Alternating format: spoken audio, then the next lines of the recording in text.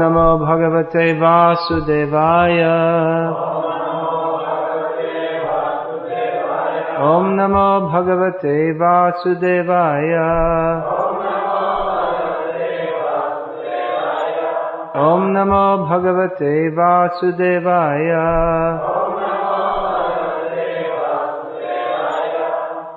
Tadvidhi pranipatena pariprashnena sevaya upadekshyanti te jnanam jnaninas tattvadarshana. Just try to learn the truth by approaching a spiritual master.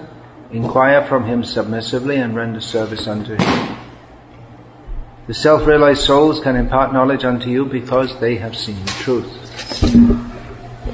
Of course, the path of spiritual realization is undoubtedly difficult. The Lord therefore advises us to approach a bona fide spiritual master in the line of disciplic succession from the Lord himself. No one can be a bona fide spiritual master without following the principle of disciplic succession. The Lord is the original spiritual master, and a person in the disciplic succession can convey the message of the Lord as it is to his disciple.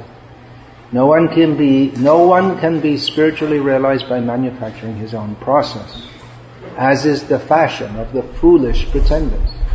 The Bhagavatam says, Dharmang tu sakshad bhagavat pranitam. The path of religion is directly enunciated by the Lord. Therefore, mental speculation or dry arguments cannot help lead one to the right path, nor by independent study of books of knowledge can one progress in spiritual life. One has to approach a bona fide spiritual master to receive the knowledge. Such a spiritual master should be accepted in full surrender, and one should serve the spiritual master like a menial servant without false prestige. Satisfaction of the self-realized spiritual master is the secret of advancement in spiritual life. Inquiries and submission constitute the proper combination for spiritual understanding. Unless there is submission and service, inquiries from the learned spiritual master will not be effective. One must be able to pass the test of the spiritual master, and when he sees the genuine desire of the disciple, he automatically blesses the disciple with genuine spiritual understanding. In this verse, both blind following and absurd inquiries are condemned. Not only should one hear submissively from the spiritual master, but one must get also a clear understanding from him in submission and service and inquiries. A bona fide spiritual master is by nature very kind toward the disciple. Therefore, when the student is submissive and is always ready to render service, the reciprocation of knowledge and inquiries becomes perfect. I'm speaking on this today because this morning there will be an initiation ceremony, and so it is relevant, particularly relevant, to speak on topics of guru and disciple, and that was standard. Srila Prabhupada, when giving initiation, his standard was either he would speak or he would have a disciple of his speak on the topic of the meaning, what it means to be a guru, what it means to be a disciple, what it means to accept initiation. These are vast subjects, so can only be touched in a short lecture. And also Srila Prabhupada, as is stated in Hari Bhakti Vilas, at the time of initiation, they should be instructed into the meaning of the mantras and that are being imparted. So Srila Prabhupada would, and the offences to be avoided in chanting. So Srila Prabhupada would explain or have explained the 10 offences to be avoided in the matter of chanting the holy name. It's not, sometimes we hear devotees say to be avoided while chanting the holy names, but to be avoided even when one's not directly chanting. It's not that when you finish chanting you can go and make all the offences. But actually the offences, the 10 offences against the holy name, they're mostly matter of attitude and philosophical understanding. It's not so much something that one particularly can do when chanting the holy name. which again underlines the point of the need of hearing the teachings of Shastra in bona fide sampradaya from bona fide guru. Otherwise, one may be chanting but without proper understanding and will make offenses. This purport, I think we've all read it many times,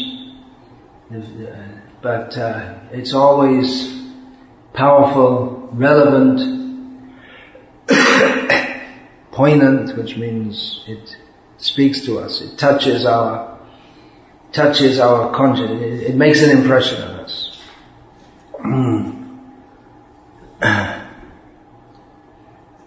In many ways we can understand what Srila Prabhupada envisaged when he came to the West was highly ambitious.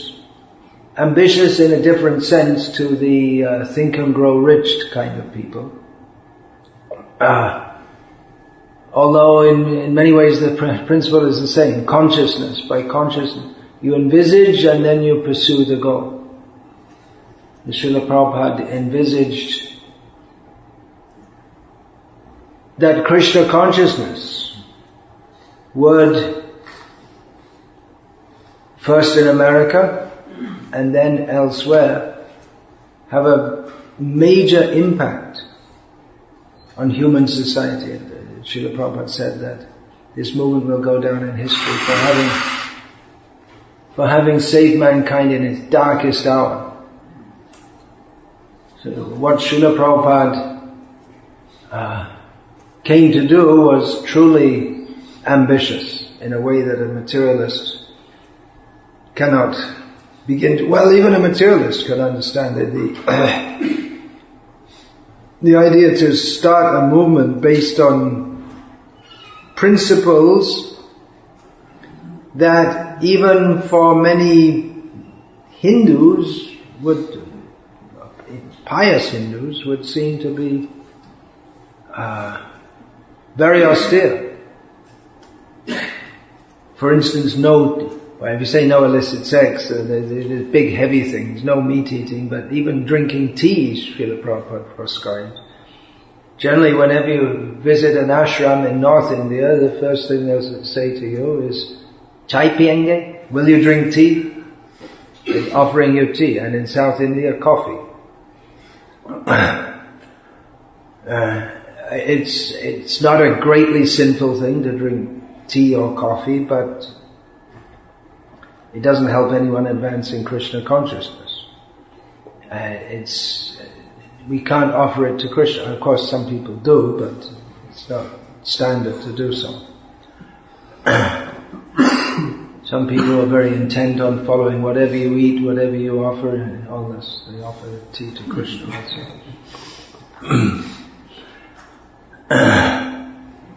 So it was really ambitious that Srila Prabhupada, to make disciples, to be a guru in America, where the land of individual freedom. To become a disciple means to surrender one's freedom. In India, the culture of knowing what it means to be a guru and disciple is there, albeit many times in a somewhat perverse form. But the idea that one just becomes a servant one is that question of yesterday, what do you expect from the Guru? Well, people expect the Guru to be a different kind of person. The whole idea of becoming normal is not become normal and then people will integrate with us better. But actually the sadhu is expected to be different. He's not interested in material things at all. And people expect the blessings. There are many misconceptions. The idea of Shaktipat, that the Guru will simply some electric shock kind of treatment, and then you get all of a sudden you get infused with energy. That may be in some cases, but the general process is hearing regularly, serving as stated in this verse, submissive serving. And from the disciple's part, he should be prepared to do anything that the Guru says.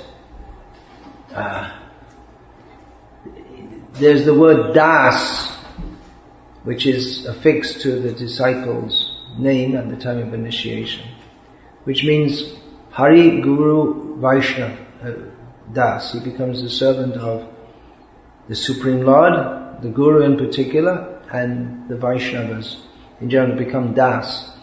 The word Das means servant. There's no specific word for slave. Servant, slave, it's covered by both the words Das. It can mean the servant of the deity. In Orissa, it's a Brahmana surname because it means the servant of the deity. In Bengal, it's a Shudra caste surname.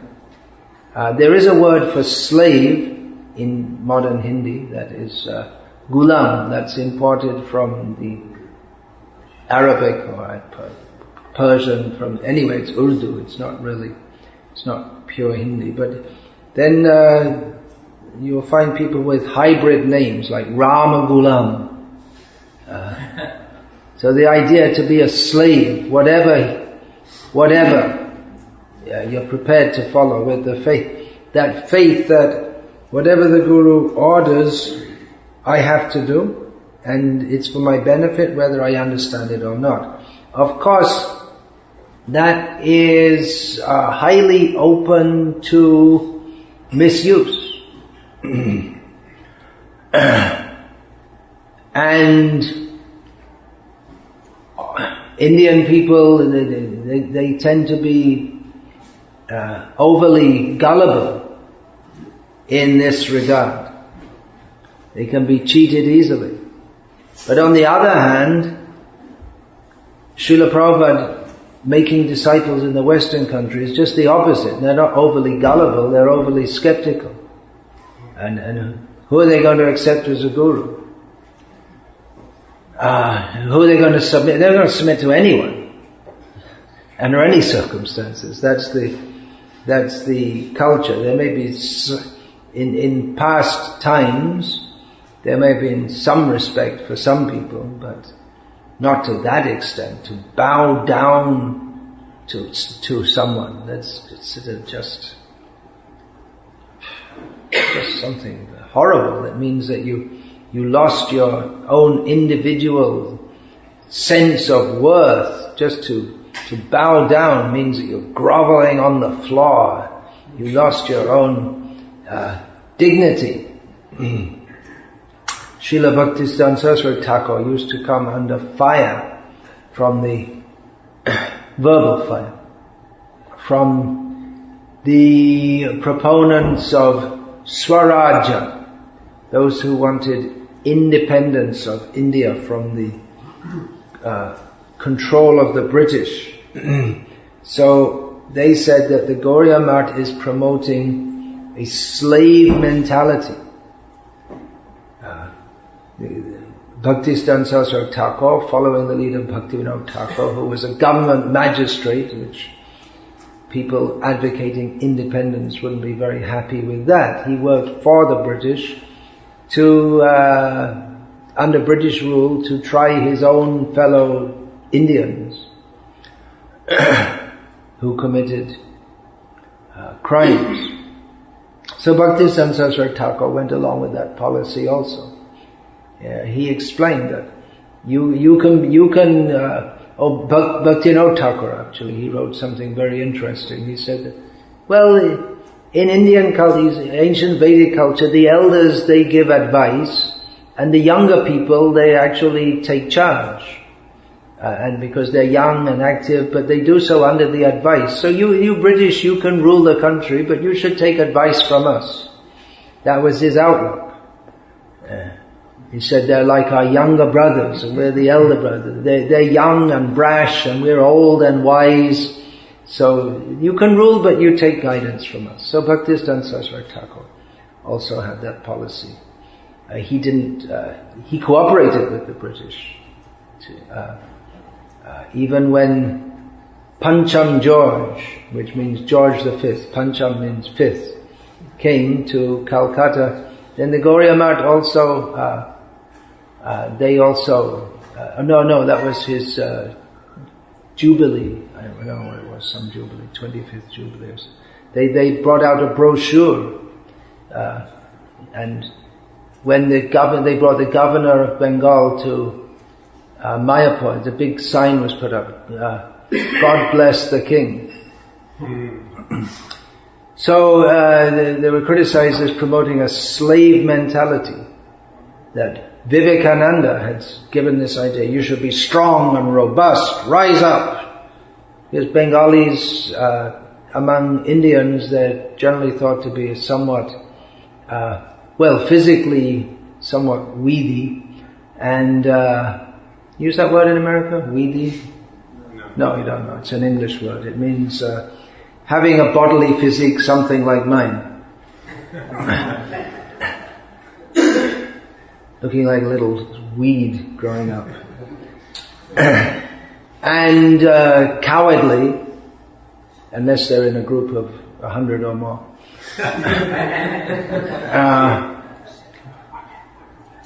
So Vivekananda said, be strong. But Bhaktisiddhanta Saraswati Thakur, he promoted, of course, there's Bengalis, and you get Marathas and Punjabis, fighting people and hard-working.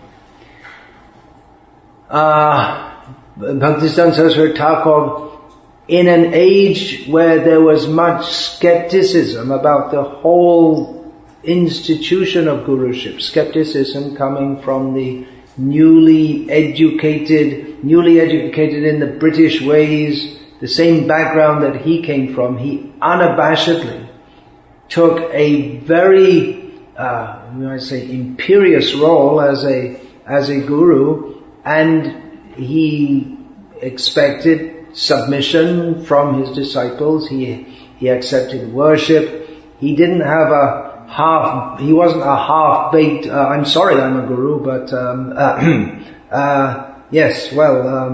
anyway. But he was quite clear, this is what is to be done. This is the proper thing to do.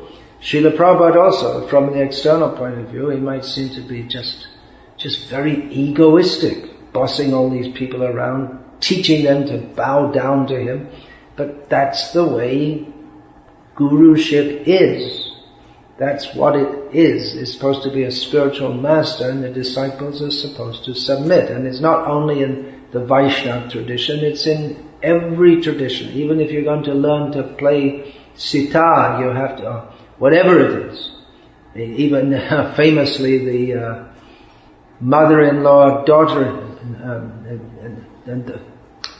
mother-in-law and the new wife. So the new wife just has to submit. She has no choice. Nowadays, that's something different. But you have to submit. So that can be and is open to misuse, but that is the system. That one, of course, there are different kinds of gurus, and one voluntarily submits to a Vaishnava guru. There's, you may be, as Srila Prabhupada was also initiated as in his childhood by the family guru, but we never even heard his name. Prabhupada just said he was initiated in his childhood, and that's all. He never spoke anything more about him. He didn't take that very seriously, obviously. He spoke of his eternal guru. I met my eternal guru, Srila Bhaktisiddhanta Saraswati Thakur. So, that is the culture. We have Ritvigvadis nowadays, which it's practically atheism, because it goes against Shastra and it denies that link with the Supreme Personality of Godhead. They say, well, we'll go through Prabhupada, but we'll go directly to Prabhupada. But that makes no sense. Then you can go directly to which guru do you like? Have a look at the whole parampara. And you like Rupa Goswami or you like Rasikananda, and just choose which one you want and make your direct link. But it doesn't work like that. So Srila Prabhupada introduced this culture, and it was shocking to many people to see young Americans bowing down to an Indian. And Indians are inferior, right? I mean, they're a backward race. They're not Christians for a start, and they don't eat cows. How can they be fully strong? And they don't eat cows. So they have all these, as Winston Churchill said, they're nasty people with a nasty religion. When he was told that they were all dying from the famine which he had organized the famine by exporting all the grains out. So he was told that thousands of people were dying. He said, let them die. Anyway, they breed like rabbits. They're a nasty people with a nasty religion. This all came out recently, declassified. And he said, another time the governor of Bengal wrote and said, they're starving, you have to do something. And he said, why hasn't Gandhi died yet? That was his whole response. So, Srila Prabhupada is on record as saying is that Churchill was the biggest demon of the Second World War. As Churchill himself said, history will treat me kindly because I intend to write it, which he did. He wrote a history of the Second World War. Guess who came out as the good guy? He was given a Nobel Prize for that. At least in those days they didn't give Nobel Peace Prizes to people who bombed people to pieces. That's only a recent introduction. Anyway, it was seen to be horrible by many people, bowing down, but Srila Prabhupada unabashedly did it. When the mother of one of his disciples said, they worship you, in shock, she said, and affronted. They worship you. And Prabhupada said, yes. Of course they do. I worship my guru, that's the system. The fact that it was culturally not only an oddity, but it might have seemed like something just complete. There's things that those savage Indians do. But Srila Prabhupada had no compunction and just, yes, this is our culture, this is what we do. Quite often I'm asked that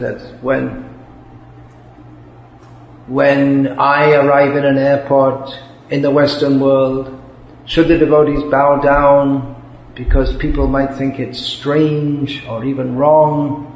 And I've been told by devotees that some gurus say don't do it, but I say do it. That's the culture. They have to get used to it. If we're going to establish Krishna consciousness in the Western world, we're going to have to practice it in the Western world, and people get used to it. Otherwise, if we just pretend we don't exist, then how will they ever get used to it? You might remember some of the older devotees, there was a magazine which was widely printed, it was about 1980, about the Hare Krishna. It was a magazine printed by devotees for mass free distribution. I think there were more than 1 million copies printed. Newspaper format. Was it a newspaper? It's full color. Who are they? With the idea people see us with all these robes and dancing and what do we do, what do we stand for. But nowadays people might ask where are they, or they don't ask even who are they because they have no idea who we are. Just like the Balandiv people. You know about the Balandiv people? You never heard of them. So it's like if we say to Hare Krishna, I don't think there are any Balandiv people because I just made up the word. So I knew you.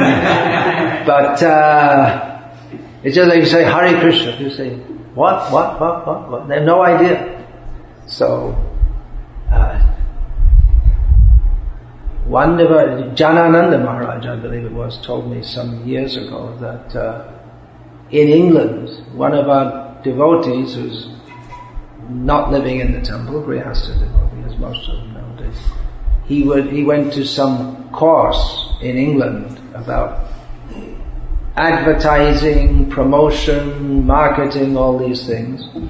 And in the course, the instructor showed a slide of Hare Krishna, people dancing in the streets. And he said, this is brilliant promotion. You see, everyone notices them. It's first-class marketing. Whatever they want to market, they definitely get everyone's attention. People will never forget.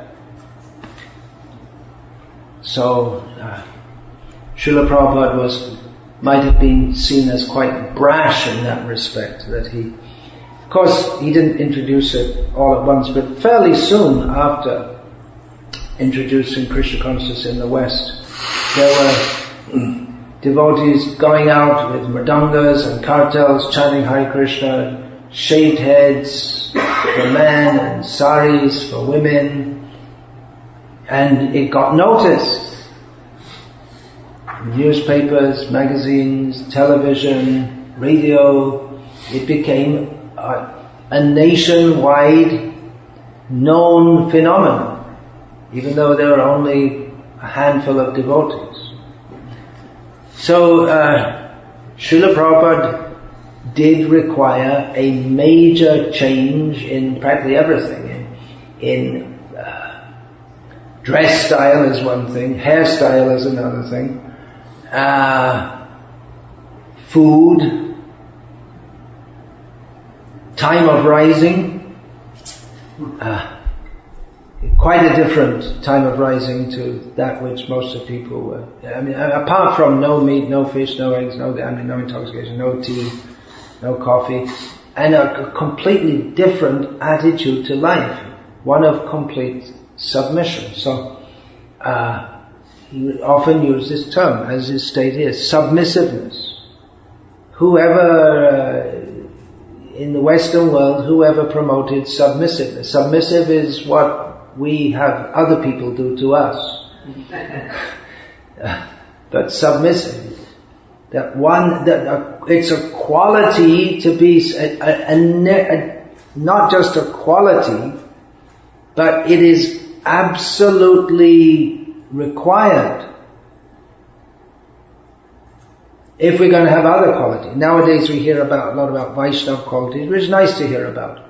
Compassion, we often hear a lot about compassion, and it's often misdirected into Mother Teresa style. What's that?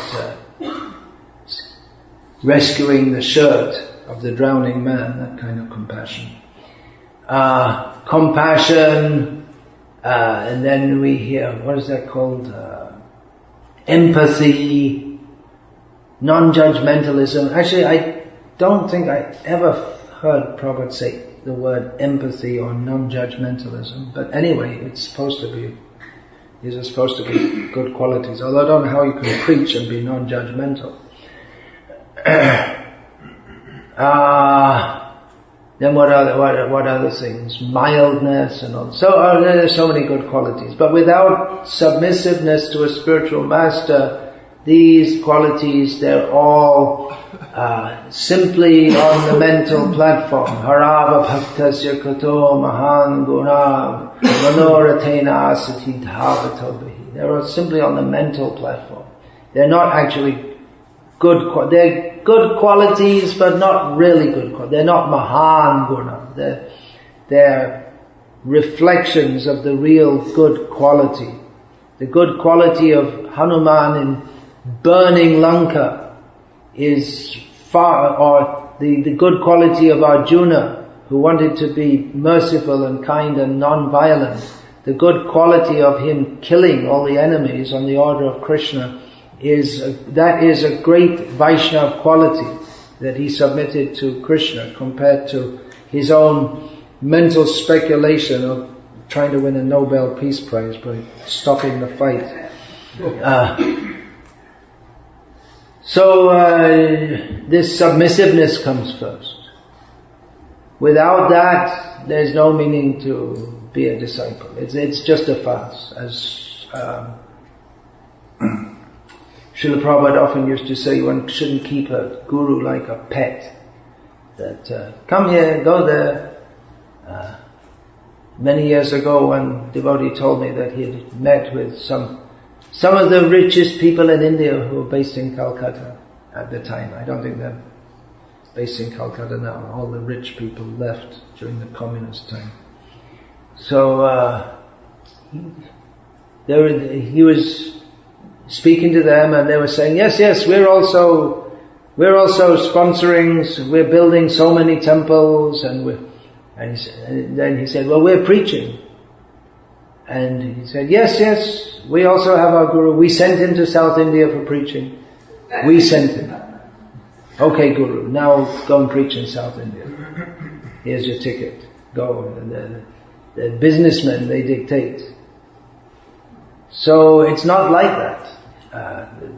What it means, not to keep a guru as a pet or a picture on a wall. Guru on the wall. Who is the heaviest of them all? There was a song sung there. There was a time when, shortly after Prabhupada left, when the idea that guru means heavy, so all the gurus were competing to see who could be the heaviest and the nastiest, and now it seems to be who's the mildest of them all, who speaks the sweetest of them all. But these are all mental concoctions. Guru is supposed to be Shabde Pareta Nishnatam Ramanyu Pashamashrayam, absorbed immersed in Vedic sound and surrendered to having taken shelter of the Supreme Personality of Godhead via the Parampara system. So it's very difficult, no doubt, for people raised in this culture of individuality, so-called individuality, that one becomes by promoting one's individualism without connection, without clear connection to Krishna, by surrendering in the Parampara system, one simply becomes a puppet in the hands of Maya and thinking, I'm independent. So this surrender is required. One has to be prepared to follow. Understanding that I don't know, I require to be guided. It doesn't mean that one wholly surrenders one's intelligence. To a large extent one does. If we want to keep our intelligence completely independent, then, which is impossible anyway, but there's some fairy tale that everyone has their own individual way of thinking. Even to think like that is influenced by other people who gave us that idea.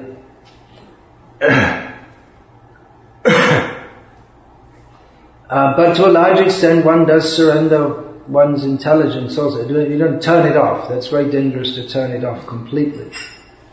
But with the understanding that I don't know what's best, therefore my intelligence needs to be guided.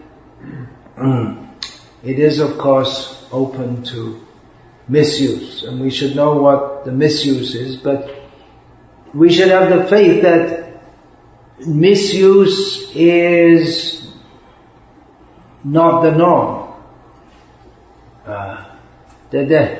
To think that Krishna cannot manifest himself as the spiritual master, it's a very, very, very heavy statement. Acharyam mam vijaneyam. You should know the Acharya to be me, Krishna says. Navamanyeta karhi chit, namartya buddhya suyeta sarvadeva mayo. This is the attitude for accepting a guru, which is as good as Krishna, practically Krishna, but Actually, this verse directly says, you should know very well that the Acharya is me. But Srila Prabhupada always translated this to be as good as God. Because that is actually the import. And if we say the Guru is Krishna, then that's liable to be misunderstood how he is Krishna. Because he's one inasmuch as he, kintu prabhaya priya evatas. He is Sakshad, all the Shastras say he is directly Hari, Krishna. But it's to be understood how, inasmuch he's one with Krishna, inasmuch as very dear. He holds Krishna dear, and Krishna holds him dear. So in that sense. But it's very heavy statement. And what is it? To see the Guru as good as God. The mind, especially the mind shaped by present culture, dominant culture of the world, which grew up out of, or is this liberal humanism, which grew out of protest against the misuse of the ecclesiastic powers by the priestly class, in the Christian church. So this whole culture of individualism arose, if you look at its roots, it arose out of rejection of religious authority. And there may have been, in many ways, good grounds for rejecting the religious authority, but then no authority is also a very bad proposition, just like King Vena was a bad king. But when he was killed and there was no king, then the situation actually became worse. Instead of having one demon who was torturing the citizens, then there became many. The rogues and thieves became active. At least he kept them under control. So if we think that Krishna can no longer manifest himself, Krishna has decided no longer to manifest himself in the person of the Guru, and it's this rhythmic philosophy, then it's atheism. We don't believe that Krishna can do this or will do this. And then everyone just fashions their own idea of Prabhupada. Then you make the Guru, you fashion him in your mind to be what you want him to be. Whereas with a Guru who's personally present, you can't do that, because he tells you he doesn't tell you what you like to hear, he tells you what you need to hear. As Srila Prabhupada replied, one of his disciples asked him that, why is the person Bhagavata? Bhagavata means in relation to Bhagavan. So there's the book Bhagavata and the person Bhagavata. And devotees, Sarva Bhavana, he asked Srila Prabhupada, why is the person Bhagavatam considered more important than the book Bhagavata? In one sense, that is considered. Srila Prabhupada says, because he can pull your ear. The book you can just read it, take it or leave it. But if there's a Guru, he's supposed to. This whole idea the Guru just smiles at you and is nice, it's really some invention. Must be coming from this kind of Dalai Lama, Sri Ravi Shankar kind of nonsense. But it's supposed to discipline. Of course, nowadays, if you tell people what they need to hear, then they make a court case against the Guru.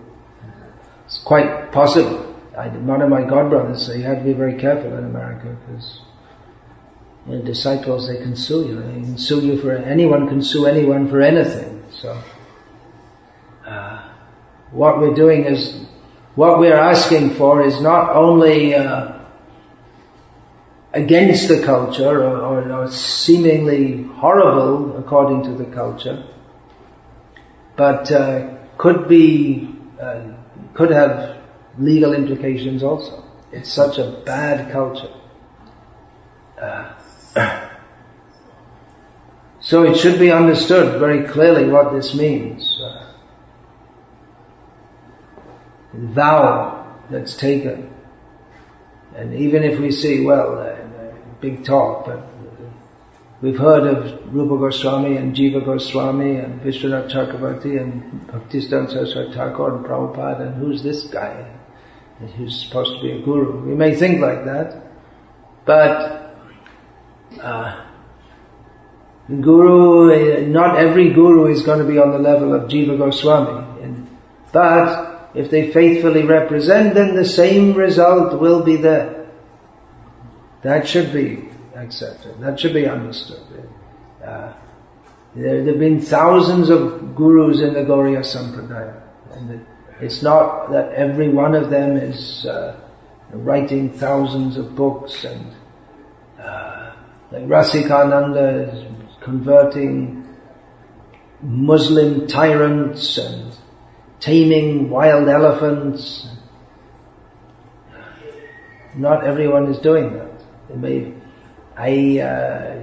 Bangladesh, many years ago, I came to some village where there were 3 disciples of one disciple of Bhaktisiddhanta Saraswati Thakur, who had been in the Gauriya Math in Calcutta, came back to his village home in a remote place in Bangladesh, and were just practicing at home, and 3 young people, 2 brothers, no, actually 4. 3 brothers and 1 sister from one family. In a young age, they were all attracted to him. He initiated them, and then they started preaching, and in that village where it's actually a fishing village, where everyone is fishing. That's their caste. So there are maybe more than half the village are initiated devotees now. So that one devotee, he came home and he was living a quiet life, chanting his rounds, and he's not a famous Vaishnava guru, but disciple has to see him as good as God. That is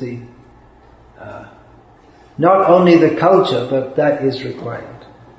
So we have to maintain our intelligence also.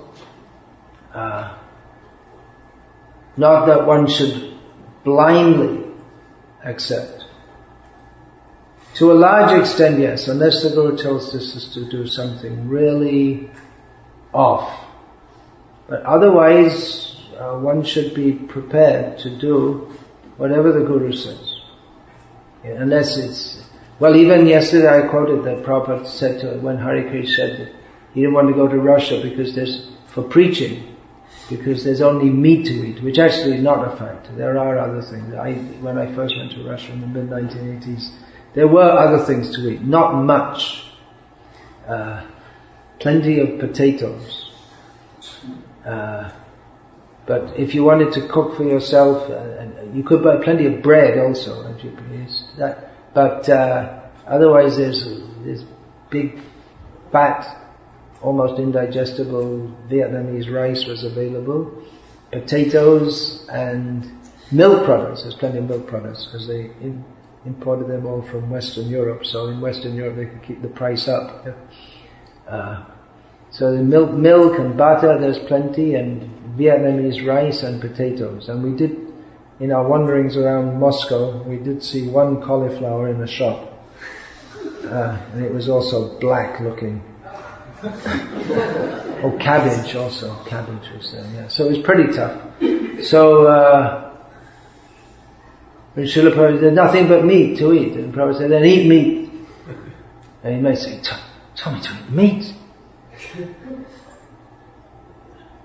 It requires faith if the Guru tells you to eat meat, if necessary, for preaching. That is exceptional. That's not otherwise, normally the injunction is don't eat meat.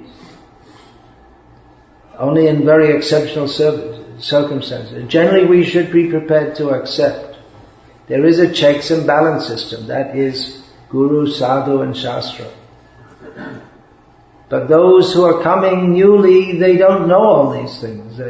Therefore, one should spend time to hear and understand. Don't rush quickly into it. That may be also, that's also stated in Shastra. When is the auspicious time to accept initiation? Well, whenever you can find a pure devotee, then immediately take. That's also sometimes said. As Advaita Acharya, Madhavendra Puri came to his house, immediately took initiation. But that's, if one has previously some proper idea of who is a guru. Srila Prabhupada also, when he first met Bhaktisiddhanta Saraswati Thakur, he knew this is my guru. He didn't formally take initiation at that time.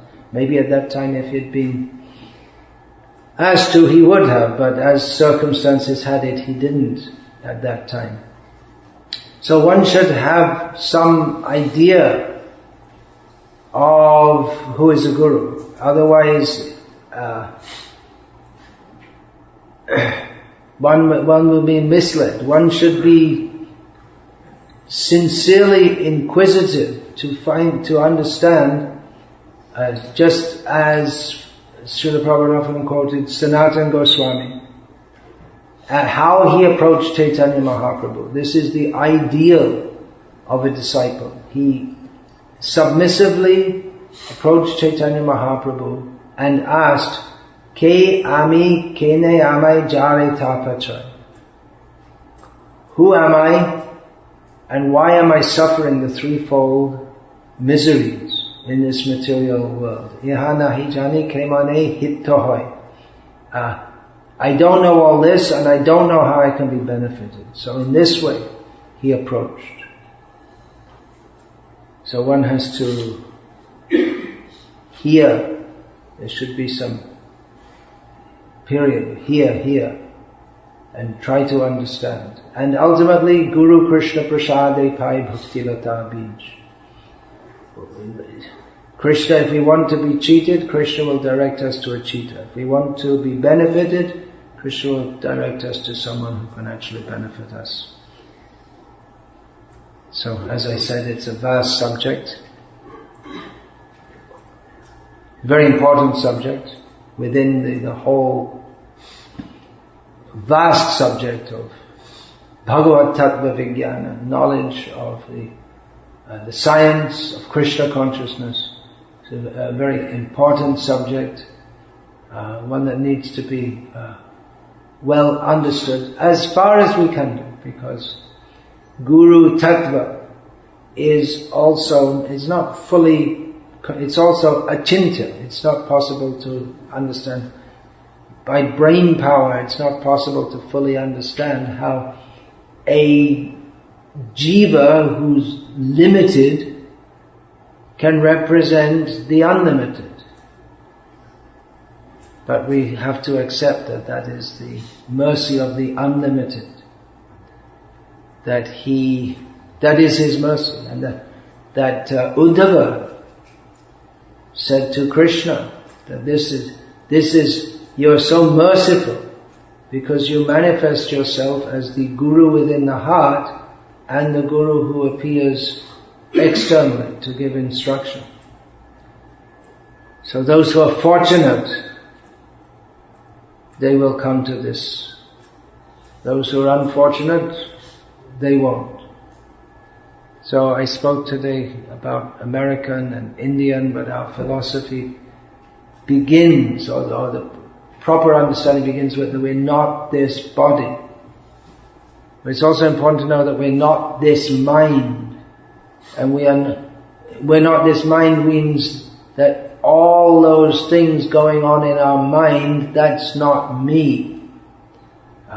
American, Indian, that means we have different kinds of maya going on in our mind, or different strains of maya going on.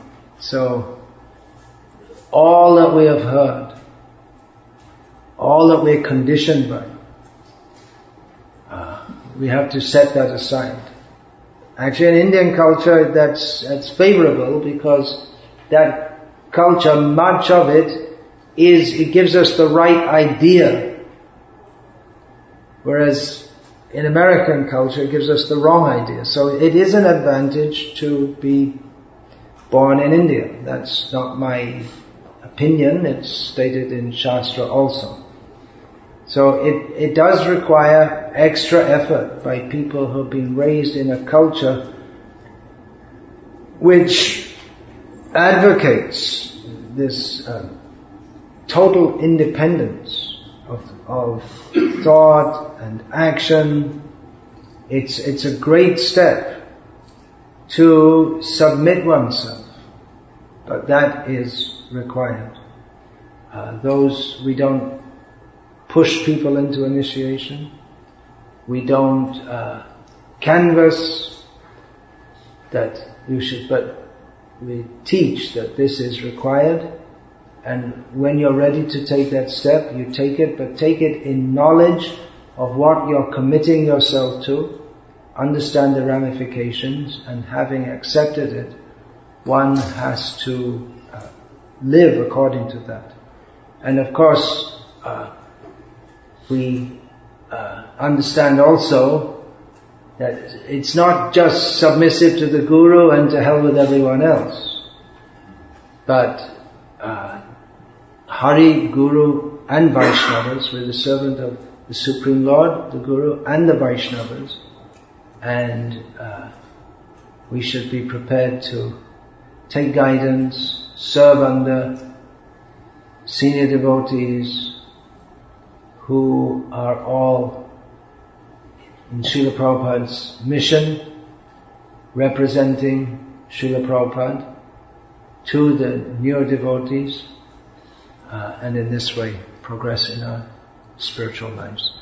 So Hare Krishna, we'll stop here now, and then the program will go on. Will be continued at 10:30, is it? 10 o'clock, 10:30? Alright. Hare Krishna. All glories to Srila Prabhupada. Hare Krishna.